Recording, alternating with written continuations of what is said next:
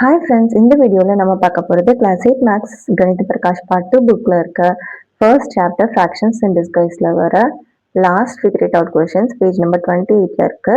அதுதான் பார்க்க போகிறோம். First question, population of Bengaluru in 2025 is about 250% of the population in 2000.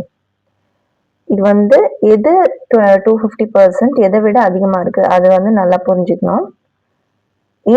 population in 2025 is அப்போ population in 2025 தான் எவ்வளோன்னு சொல்ல போறாங்க is அப்போ equal to 250% of the population in 2000ல இருந்த பாப்புலேஷன் விட 250% இப்போ இருக்க 2025ல இருக்கு அப்படின்னு சொல்றாங்க. So the population in 2000 was 50 lakhs. 2000ல population எவ்வளோ இருந்துச்சு அப்படின்னா 50 lakhs. ஸோ அதோட பாப்புலேஷனும் கொடுத்துட்டாங்க. வாட் இஸ் த பாப்புலேஷன் இன் 2025? இப்போ இருக்க பாப்புலேஷன் எவ்வளோன்னு கேட்குறாங்க. Easy, simple. இதில் சப்ஸ்டியூட் பண்ணாவே போதும். 250%னா 250 by 100ன்னு போடுவோமா? பாப்புலேஷன் ஆஃப் 2000 என்ன? 50 lakhs. 50 lakhsக்கு 5 zeros. அதில் 2 ஜீரோ நம்ம கேன்சல் பண்ணிட்டா இப்போ ஆன்சர் என்ன வரும்? 25 5s are 125. எத்தனை zeros? 1 2 3 4 5 zeros. இது எப்படி படிக்கலாம்னா 1 crore 25 lakhs. இதை நம்ம இப்படியும் 1.25 crores எழுதலாம். ஏன்னா crores வரைக்கும் வருது இல்லையா? அப்போ 1 2 3 4 5 6 7 பிளேசஸ்க்கு பின்னாடி நம்ம வந்து டெசிமல் பாயிண்ட் வச்சோம்னா அப்போ நம்ம crores எழுதணும். அப்போ 1.25 crores சொல்லலாம். நீங்க இப்படி போடாம இதோட ஆன்சர் நம்பர்லயே எழுதினாலுமே அது கரெக்ட் தான். Second question, the population of the world in 2025 is about world population in 2025 கொடுத்திருக்காங்க. என்னன்னா 8.2 billion. The population of some countries in 2025 are given. இங்க வந்து சில கண்ட்ரீஸோட பாப்புலேஷன் கொடுத்திருக்காங்க. ஃபார் எக்ஸாம்பிள் ஜெர்மனி வந்து 83 millions, India 1.46 billion. Match them with their approximate percentage share of the worldwide population. கீழே சில பர்சன்டேஜும் கொடுத்துருக்காங்க. 13%, 8%, 18%, 10. ஸோ இதெல்லாம் கொடுத்துருக்காங்க. இது வந்து 4%ஓட இங்கே மேட்ச் ஆகும். இந்த 4 கண்ட்ரீஸோட பாப்புலேஷனும் அது என்னன்னு பார்க்கலாம். அதாவது இந்த டோட்டல் வேர்ல்ட் பாப்புலேஷன்ல இருந்து எவ்வளோ பர்சன்டேஜ் ஜெர்மனியோட பாப்புலேஷன் இருக்கு, எவ்வளோ பர்சன்டேஜ் இந்தியாவோட பாப்புலேஷன் இருக்கு, அதுதான் கேள்வி. ஸோ அது பர்சன்டேஜ் கண்டுபிடிச்சோன்னா இதோட மேட்ச் பண்ணிடலாம். Match them with the approximate percentage share of the worldwide population. Hint, writing these numbers in the standard form and estimating can help. இது வந்து ஸ்டாண்டர்ட் ஃபார்ம்ல வச்சு எஸ்டிமேஷன் பண்ணா, அதை டைரக்டா கால்குலேட் பண்ணாம எஸ்டிமேஷன் பண்ணா கூட நமக்கு ஈஸியா ஆன்சர் கிடைக்கும் அப்படின்னு சொல்றாங்க. நம்ம ட்ரை பண்ணலாம். ஃபர்ஸ்ட் ஜெர்மனிக்கு. இப்போ ஜெர்மனியோட பாப்புலேஷன் பார்த்தீங்கன்னா 83 மில்லியன்ல இருக்கு. பட் வேர்ல்ட் பாப்புலேஷன் வந்து பில்லியன்ல இருக்கு. ஸோ பில்லியன் மில்லியன் நம்ம கன்வெர்ட் பண்ணணும். பில்லியன் மில்லியன்னா நான் இந்தியன் நம்பர் சிஸ்டம் இல்லை, இன்டர்நேஷனல் நம்பர் சிஸ்டம். அதுல எப்படி வரும்னா ஒன்ஸ், டென்ஸ், ஹண்ட்ரட்ஸ், தௌசண்ட்ஸ், 10,000. அதுக்கப்புறம் நம்மளோடதுல வந்து லேக்ஸ்ன்னு வரும். ஆனா அவங்கள வந்து 100,000 வரும். அதுக்கப்புறம் நமக்கு 10 lakhsன்னு வர்றது தான் அவங்களுக்கு மில்லியனா வரும். அதுக்கப்புறம் 10 million, 100 million, அதுக்கப்புறம் 1000 மில்லியனுக்கு பதில் தான் பில்லியன் வரும். அப்போ இந்த மில்லியனுக்கும் பில்லியனுக்கும் நம்ம எப்படி சேஞ்ச் பண்றது? பில்லியன்ல இருந்து மில்லியன் பார்க்கணும். ஃபார் எக்ஸாம்பிள் இதுல 7 million. ஸோ ஜீரோஸ்லாம் விட்டுருங்க. 7 million இது எப்படி எழுதுவோம்? இப்போ இந்த 7 million 1000ல நம்ம எழுதணும்னா எப்படி எழுதுவோம்னா இன்டூ 1000 பண்ணணும். ஏன்னா 1 2 3 ஸ்டெப்ஸ் பின்னாடி போகுது. அப்போ மல்டிப்ளை பண்ணணும். பெரிய நம்பர்ல இருந்து சின்ன நம்பருக்கு நம்ம கன்வெர்ட் பண்ணும்போது மல்டிப்ளை பண்ணணும். அண்ட் எத்தனை ஸ்டெப்ஸ்? 3 ஸ்டெப்ஸ். அதனால 3 zeros வர 1000ஆல நம்ம மல்டிப்ளை பண்ணணும். இப்போ 7000 ஆகுமா? 7 into 1000 7000. இப்போ வந்து அந்த மில்லியனுக்கு பதில் இந்த 1000 போடணும். இப்போ நீங்க யோசிச்சு பாருங்க. 7000 1000 வருதா? அப்ப இந்த 1000க்கு இன்னொரு ஜீரோ, மொத்தம் 6 ஜீரோ வருதா? இங்க 7 மில்லியனுக்கு எத்தனை ஜீரோ வந்துச்சு? 6 ஜீரோ. இங்கேயும் அதே தான் வருது. இந்த மாதிரி தான் நம்ம கன்வெர்ட் பண்ணணும். இப்போ நமக்கு என்ன கொடுத்துருக்காங்க? 8.2 பில்லியன். இப்போ 8.2 பில்லியனை நம்ம மில்லியனுக்கு கன்வெர்ட் பண்ணணும். இப்போ மில்லியன் வந்து எத்தனை ஸ்டெப்ஸ் பேக் இருக்கு? 1 2 3. இங்க 3 ஸ்டெப்ஸ் பேக் தான் இருக்கு. அதனால இன்டூ 1000 பண்ணணும். இந்த 8.2 ஓட இன்டூ 1000 பண்ணா 1 அப்புறம் 2 3 8200 வரும். அது கூட நம்ம மில்லியன் அப்படின்னு எழுதிட்டா 8.2 பில்லியனை இப்படிதான் 8200 மில்லியனா எழுதணும். இந்த கன்வர்ஷன் புரிஞ்சதுன்னு நினைக்கிறேன். இப்போ இது ரெண்டுத்தையுமே வேர்ல்ட் பாப்புலேஷன், ஹோல் வேர்ல்டோட பாப்புலேஷன் வந்து 8.2 பில்லியன், அதை வந்து மில்லியன்ல மாத்திட்டோம் 8200 மில்லியன். இப்போ ஜெர்மனியோட பாப்புலேஷன் ஆல்ரெடி மில்லியன்ல தான் இருக்கு 83 million into 100. So total population வந்து ஜெர்மனியோட பாப்புலேஷன்.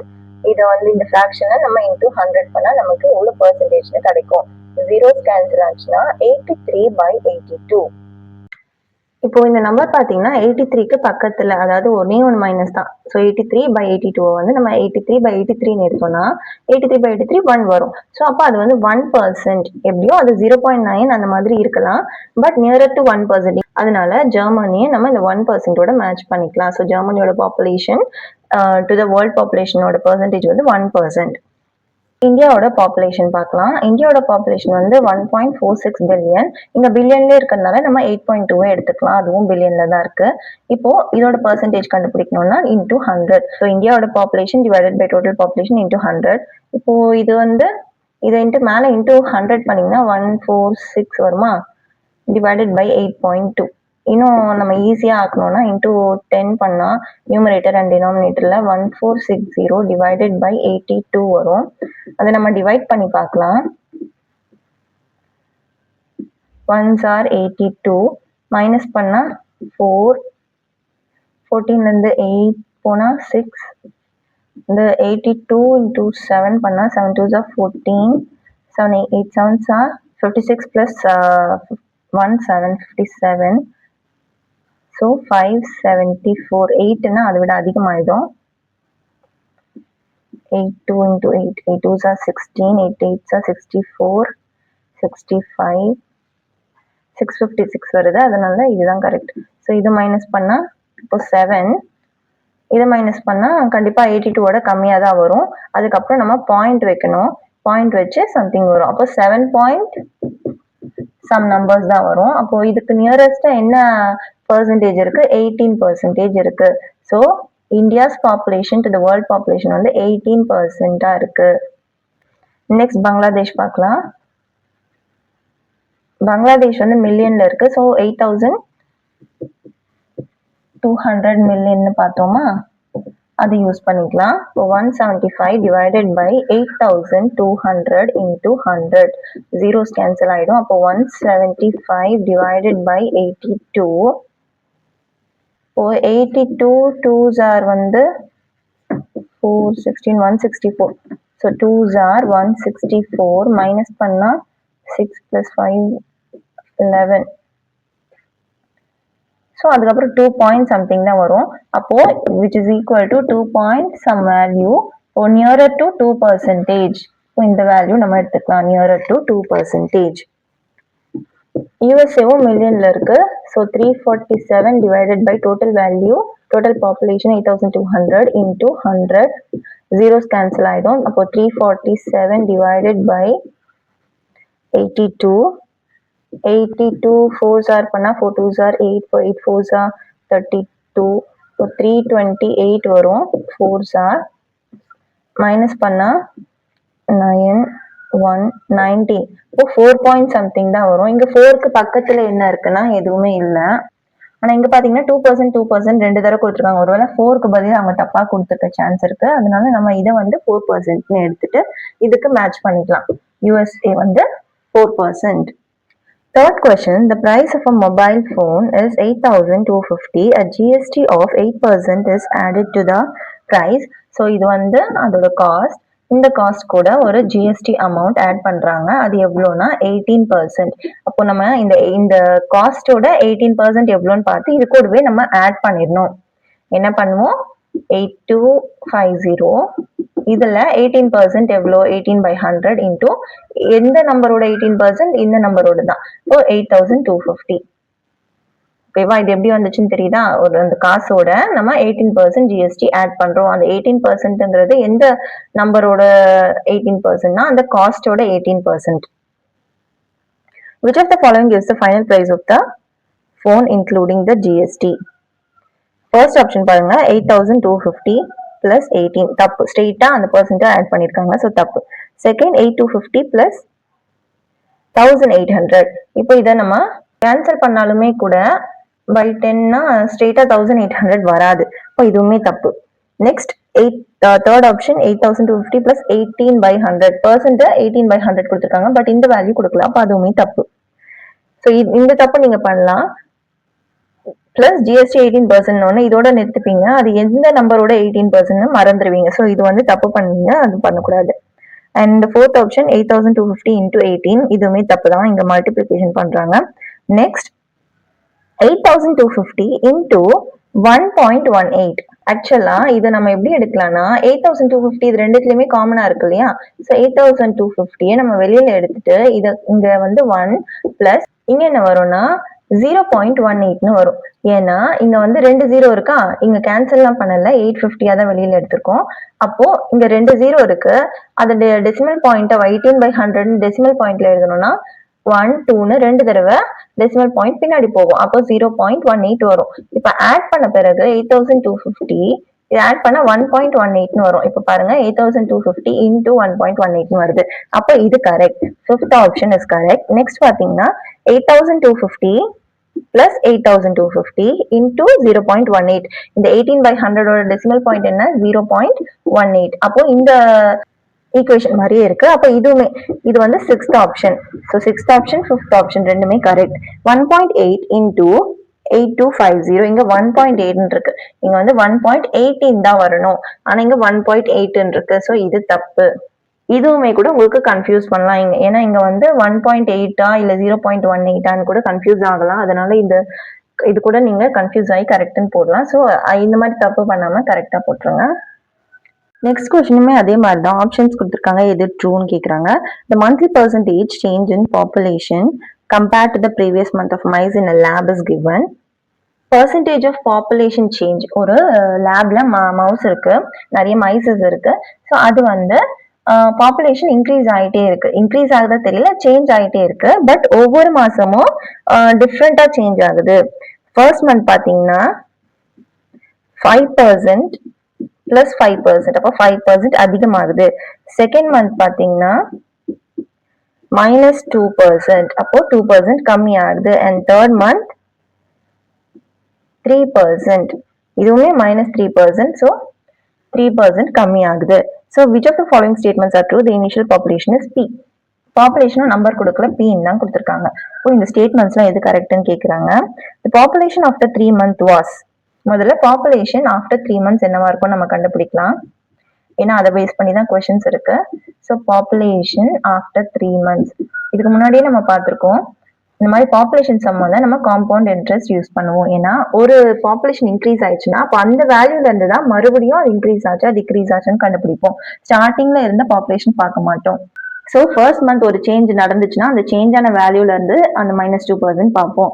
அந்த மாதிரி பார்க்கணும்னா நம்ம காம்பவுண்ட் இன்ட்ரெஸ்ட் தான் யூஸ் பண்ணணும். ஸோ ஃபர்ஸ்ட் மந்த்துக்கான காம்பவுண்ட் இன்ட்ரெஸ்ட் என்னவா இருக்கும்? Population into 1 plus rate of change, அதாவது ரேட் ஆஃப் இன்ட்ரெஸ்ட் போடுவோமா, அது வந்து இங்க 5% சொல்லியிருக்காங்க. ரேட் ஆஃப் இன்க்ரீஸ், இப்போ 5/100 டு த பவர் டீன்னு வரும். ஆனா இங்க வந்து நம்ம டி போட வேணாம், ஏன்னா ஒவ்வொரு மந்த்தும் சேஞ்ச் ஆகுது. அதனால இங்க பவர் டீலாம் வராது, இதோட ஸ்டாப் ஆயிடும். அப்போ இதோட வேல்யூ என்னவா இருக்கும்? P இன்டூ 1 பிளஸ் 5/100ங்கிறது 0.05ன்னு ஃபிராக்ஷன்ல எழுதலாம். விச் இஸ் இதை ஆட் பண்ணா P இன்டூ 1.05. இப்போ இங்க சேஞ்ச் ஆன வேல்யூல இருந்து நம்ம -2% எடுப்போம். சேஞ்ச் ஆன வேல்யூ P இன்டூ 1.05, இதோட -2% என்னவா இருக்கும்? இப்போ 1 மைனஸ் இங்க வந்து பிளஸ் வந்து ஏன் போடுறோம்னா எப்பவுமே நமக்கு இன்ட்ரெஸ்ட் இன்க்ரீஸ் தான் ஆகும், அதனால பர்சன்டேஜ் இன்க்ரீஸ் தான் பார்த்துருக்கோம். ஆனா இங்க வந்து -2% டிக்ரீஸ் ஆயிருக்கு. இப்போ நம்ம இருக்கிறத விட கம்மியா இருக்குன்னா 1 - 2 டிவைடட் பை 100ன்னு எழுதணும். ஸோ மைனஸ்ல பர்சன்டேஜ் இருந்தா நம்ம இங்க மைனஸ் போடணும். அப்போ இதோட வேல்யூ என்னவா இருக்கும்? p இன்டூ 1.05 இன்டூ இந்த வேல்யூ வந்து கிராஸ் மல்டிப்ளை பண்ணா 100 மைனஸ் 2 டிவைடட் பை 100. அப்போ 100 மைனஸ் 2 என்ன? 98 பை 100. இப்போ பை 100னா 2 டெசிமல் பாயிண்ட் பின்னாடி போகணும். அப்போ 0.98. இது after second month. And after third மந்த்னா இங்க இருந்த value p into 1.05 into 0.98. And இந்த வேல்யூவோட மறுபடியும் 1 மைனஸ் 3 மைனஸ் 3 பை 100. இதையும் நம்ம அதே மாதிரி பண்ணோம்னா 100 மைனஸ் 3 வந்து 97 வருமா? இப்போ 97 பை 100 வரும். 2 டெசிமல் பாயிண்ட் முன்னாடி போகும். இப்போ இந்த வேல்யூ என்னவா இருக்கும்? p இன்டூ 1.05 இன்டூ 0.98 இன்டூ இந்த வேல்யூ வந்து 0.97 வந்துச்சு. ஸோ இதுதான் பாப்புலேஷன் ஆஃப்டர் 3 months. இப்படி பாப்புலேஷன் சேஞ்ச் ஆன பேர் கண்டுபிடிச்சோன்னு பார்த்தீங்களா? புரிஞ்சுதா? இப்போ அந்த ஸ்டேட்மெண்ட்ஸ் பார்க்கலாம். The population after 3 months was p into 0.05 வரல, இங்க 1.05. அப்போ அது தப்பு. Next, the population after 3 months was p into 1.05 correct, 0.98 correct, 0.97 correct. இப்போ செகண்ட் ஸ்டேட்மெண்ட் கரெக்ட். அப்ப அடுத்த இருக்க ஸ்டேட்மெண்ட் 0.05 வருது, அது தப்பு. ஃபோர்த் ஆப்ஷன் பாத்தீங்கன்னா the population after 3 months was p. Population after 3 months வந்து p-ஆ இருக்கும் அப்படின்னு சொல்றாங்க. அது கரெக்டா? p-க்கு ஈக்குவலா இருக்கா? p-யோட சில நம்பர்ஸ் மல்டிப்ளை ஆகுது. இந்த நம்பர்ஸ் எல்லாமே நம்ம மல்டிப்ளை பண்ணி பார்க்கணும் ஃபர்ஸ்ட். அது வந்து 1க்கு மேல வந்துச்சுன்னா அப்போ p-யை விட அதிகமா இருக்குன்னு அர்த்தம். 1க்கு கீழே வந்துச்சுன்னா அப்போ பாப்புலேஷன் கம்மியா இருக்குன்னு அர்த்தம். ஒருவேளை p அதாவது 1ன்னு ஆன்சர் வந்துச்சுன்னா அப்போ p தான் ஆன்சர், அதே சேம் பாப்புலேஷன்ல இருக்கு அப்படின்னு அர்த்தம். இப்போ இது எல்லாமே நம்ம மல்டிப்ளை பண்ணனா p இன்டூ இது மூணுத்தையும் நம்ம மல்டிப்ளை பண்ணா 0.998 வருது. அப்போ 1க்கு கம்மியா இருக்கு. இப்போ பாப்புலேஷன் வந்து கம்மியா தான் வந்திருக்கும். ஸோ அந்த ஸ்டேட்மெண்ட் பாத்தீங்கன்னா fifth the population after 3 months was more then p. இப்போ மோர் தென் p இல்லை, ஏன்னா 1 பாயிண்ட்க்கு மேல இருந்தாதான் மோர் தென் p. The population after 3 months was less than p, sixth option. So p into 0.98 வந்து லெஸ் தேன் p-ஆ இருக்கு. அதனால sixth option population after 3 months was less than p தான் correct. இதுல ரெண்டு ஆப்ஷன்ஸ் கரெக்டா இருக்கு, second option and sixth option. So ஒரு ஆப்ஷனோட நிறுத்திட கூடாது, எல்லாத்தையும் பார்க்கணும். Fifth question, a shopkeeper initially set the price of a product with a 35% profit. ஒரு ப்ராடக்டோட ப்ரைஸை வந்து அவங்க ஃபிக்ஸ் பண்றாங்க. அப்போ அந்த மார்க்டு ப்ரைஸ்ன்னு சொல்லுவாங்க. அவங்க ஃபிக்ஸ் பண்ற ப்ரைஸ் வந்து மார்க்டு ப்ரைஸ். அது வந்து எவ்வளோ மார்ஜின் வருதுன்னா, இப்போ காஸ்ட் ப்ரைஸ் 100% இருக்கு. அதுல காஸ்ட் ப்ரைஸ்ல இருந்து எவ்வளவு % ப்ராஃபிட்? 35% ப்ராஃபிட் வைக்கிறாங்க. ஸோ இது வந்து ப்ராஃபிட் மார்ஜின். இதே மாதிரி போன வீடியோல ஒரு எக்ஸாம்பிள் சம் பார்த்திருக்கோம். அந்த மாதிரி தான் இதுவும் பண்ணணும். காஸ்ட் ப்ரைஸை விட ப்ராஃபிட் மார்ஜின் 35% அதிகமா இருக்கு. ஸோ அதுதான் வந்து மார்க்டு ப்ரைஸ் அவங்க செட் பண்றது. Due to poor sales he decided to offer 30% discount வந்து செல்லிங் ப்ரைஸ். இப்போ அதுக்கப்புறமா அவர் வந்து டிஸ்கவுண்ட்டும் கொடுக்குறாரு, அது வந்து 30% கொடுக்குறாரு on the selling price. So இந்த மார்க்டு ப்ரைஸ் வந்து 135% இருக்கா, அதுல இருந்து எவ்வளோ 30% வந்து டிஸ்கவுண்ட் கொடுக்குறாரு. அப்போ இங்க இருக்கிறது தான் நமக்கு செல்லிங் ப்ரைஸ். இந்த மார்க்டு ப்ரைஸ்ல இருந்து டிஸ்கவுண்ட் போக மீதி இருக்கிறது வந்து selling price. Will he make a profit or a loss? Give reasons for your answer. இப்போ ப்ராஃபிட் வருமா லாஸ் வருமா அதுதான் கேள்வி. இப்போ மார்க்டு ப்ரைஸ் பாத்தீங்கன்னா காஸ்ட் ப்ரைஸ் பிளஸ் இங்க என்ன இருக்கு? Profit margin 35%. அப்போ அது நம்ம எப்படி எழுதலாம்னா 35% ஆஃப் காஸ்ட் ப்ரைஸ்னு எழுதலாமா? ஏன்னா ப்ராஃபிட் மார்ஜின் இவ்வளவு வருதுன்னா அது எந்த பர்சன்ட் சொல்றாங்க? காஸ்ட் ப்ரைஸ்ல இருந்து 35% அதிகமா இருக்கு, அதுதான் நமக்கு ப்ராஃபிட்னு சொல்றாங்க.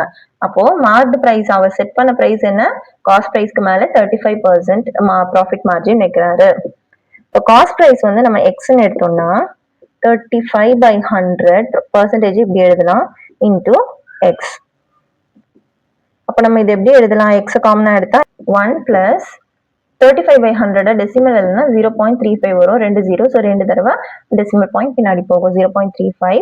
எக்ஸை நம்ம வெளியில எடுத்துரும், அவ்வளவுதான். அப்போ எக்ஸ் இன்டூ 1.0 1.35 வரும். இது ரெண்டுத்தையும் ஆட் பண்ணா என்னது மார்க்டு பிரைஸ். இப்போ marked price equal to 1.3 times of எக்ஸ்ன்னு சொல்லலாம். இப்போ டிஸ்கவுண்ட் எவ்வளோ சொல்லியிருக்காங்க 30%. அப்போ இந்த மார்க்டு பிரைஸ்ல வந்து 135% இருந்துச்சா, அதுல இருந்து 30% நம்ம எடுக்கிறோம்.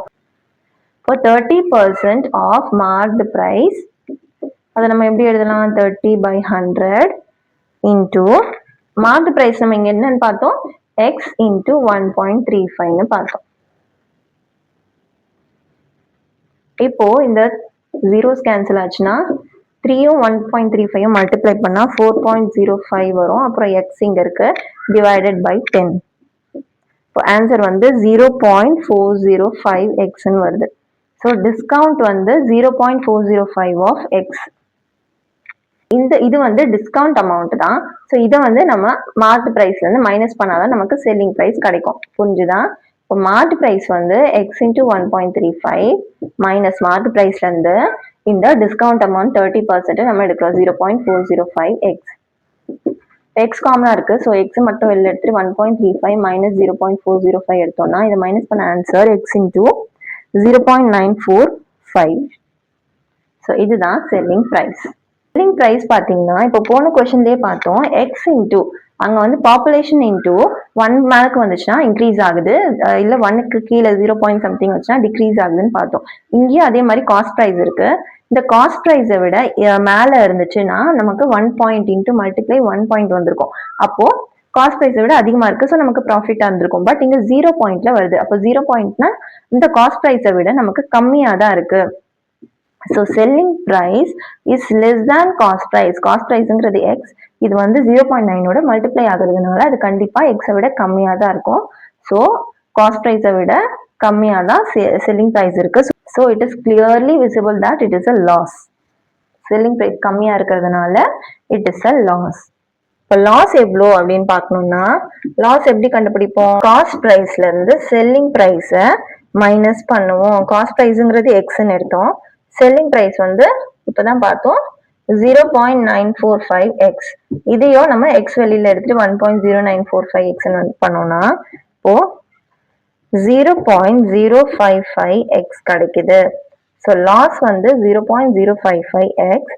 அண்ட் லாஸ் பர்சன்டேஜ் கண்டுபிடிக்கணும்னா லாஸ்ங்கிறது எவ்வளோ, 0.055 டிவைடட் பை காஸ்ட் ப்ரைஸ் பண்ணுவோம். காஸ்ட் ப்ரைஸுங்கிறது எக்ஸ் இன்டூ 100.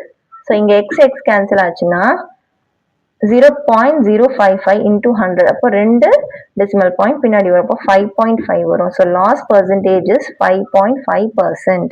ஃபர்ஸ்ட் நம்ம என்ன பண்ணோம், மார்க் பிரைஸ்னா cost price plus profit margin. அதுல இருந்து மார்க் பிரைஸ் வந்து காஸ்ட் பிரைஸோட எப்படி ரிலேட் ஆகுது அப்படிங்கிற வேல்யூ பார்த்தோம். நெக்ஸ்ட் டிஸ்கவுண்ட் போன பிறகு செல்லிங் பிரைஸ் வந்து இன் டேர்ம்ஸ் ஆஃப் காஸ்ட் பிரைஸ்ல எவ்வளவு வரும் அப்படின்னு பாக்கிறதுக்காக டிஸ்கவுண்ட்டை வந்து பார்த்தோம். 30% ஆஃப் மார்க் பிரைஸ், அதுல இருந்து ஒரு வேல்யூ எடுத்துட்டு அந்த டிஸ்கவுண்ட்டை இந்த மார்க் பிரைஸ்ல இருந்து மைனஸ் பண்ணா நமக்கு செல்லிங் பிரைஸ் கிடைக்கும். ஸோ செல்லிங் பிரைஸோட வேல்யூ வந்து காஸ்ட் பிரைஸோட கம்பேர் பண்ணோம், அது லெஸரா இருந்ததுனால லாஸ்ன்னு கண்டுபிடிச்சோம். And cost price minus selling price பண்ணா லாஸ் தெரிஞ்சிடும், அதோட வேல்யூ கண்டுபிடிச்சு லாஸ் பர்சன்டேஜ் எவ்வளோன்னு பார்த்தோம், விச் இஸ் 5.5%. இது வந்து டைரக்ட் கொஸ்டின் இல்லாம ஒன்னு கண்டுபிடிச்சு அதுல இருந்து ஒரு ஆன்சர் வந்து அதுல இருந்து இன்னொரு ஆன்சர் வந்து அந்த மாதிரி இருக்கிறதுனால கொஞ்சம் காம்ப்ளெக்ஸா இருக்கும். பட் புரிஞ்சதுன்னா ஈஸியா போடலாம். பட் இது புரியறதுக்கு கொஞ்சம் கஷ்டமா இருக்கும். நல்லா ஸ்லோவா பாருங்க இந்த வீடியோவை, மறுபடியும் கண்டிப்பா புரியும். சில டைம் வீடியோ பார்க்கும்போது நல்லா புரிஞ்சிடும் ஃபர்ஸ்ட் டைமே, ஆனாலும் நம்ம போடும்போது நெக்ஸ்ட் என்ன போடணும் அப்படின்னு மறந்துடும். அதனால நீங்க போட்டு பாருங்க, நீங்க போடும்போது என்ன மறக்குறீங்க அப்படின்னு தெரிஞ்சாதான் இன்னொரு தடவை அந்த தப்பு பண்ண மாட்டீங்க. அதனால கண்டிப்பா போட்டு பாருங்க. Sixth question, what percentage of area is occupied by the region marked E in the figure? So ஒரு டயக்ராம் கொடுத்துருக்காங்க, அதுல அந்த மார்க் பண்ண ஈங்கிற மார்க் பண்ண ஏரியா மட்டும் எவ்வளோ percentage to the whole area அப்படின்னு கேட்குறாங்க. இப்போ அதில் பார்த்தீங்கன்னாவே தெரியுது, ஒரு நாலா ஈக்குவல் பார்ட்ஸாக தான் பிரிச்சிருக்காங்க. அது இந்த பக்கம் லைன் போடல, அப்படி போட்டாலும் ஈக்குவல் பார்ட்ஸா இருக்கும். அப்போ ஒரு ஹோலை நம்ம நாலா பிரிச்சோம்னா நம்ம என்னன்னு சொல்லுவோம், 1/4ன்னு சொல்லுவோம். அண்ட் அதுல வந்து இதை வந்து பாதியா பிரிச்சிருக்காங்க. ஸோ இந்த 1/4 பார்ட்டை ஹாஃபா பிரிச்சிருக்காங்க. இது ஸ்கொயர் தான், ஸோ இதையும் ஹாஃப்னு சொல்லலாம். ஸோ இந்த 1/4ல இந்த 1/2 இந்த ஏரியா தான் நம்ம பார்க்க போறோம். இதை வந்து 1/4 இன்ட்டு 1/2னா 1/8 வரும். ஸோ இதை வந்து பர்சன்டேஜ்ல சொல்லணும்னா இன்டூ 100 பண்ணோம். ஸோ 100/8 வந்து 12.5%. சிம்பிளா முடிஞ்சிருச்சு. இல்லைனாலுமே இங்க டாட்ஸ்லாம் வச்சிருக்காங்க இல்லையா, நீங்க அதை வச்சு கூட கண்டுபிடிக்கலாம். இப்போ இந்த ஸ்கொயர் பார்த்தீங்கன்னா இங்க எத்தனை டாட்ஸ் வச்சிருக்காங்கன்னு பாருங்க. இந்த மாதிரி இருக்கும். ஸோ 1 2 3 4ன்னு 4 யூனிட்ஸ் வரும். இப்போ இந்த பக்கம் 4 யூனிட்ஸ், அதாவது இது மொத்தமா சேர்த்தா 8 யூனிட்ஸ். ஒரு வந்து 8/8 ஸ்கொயரா தான் இதை பார்க்கலாம்.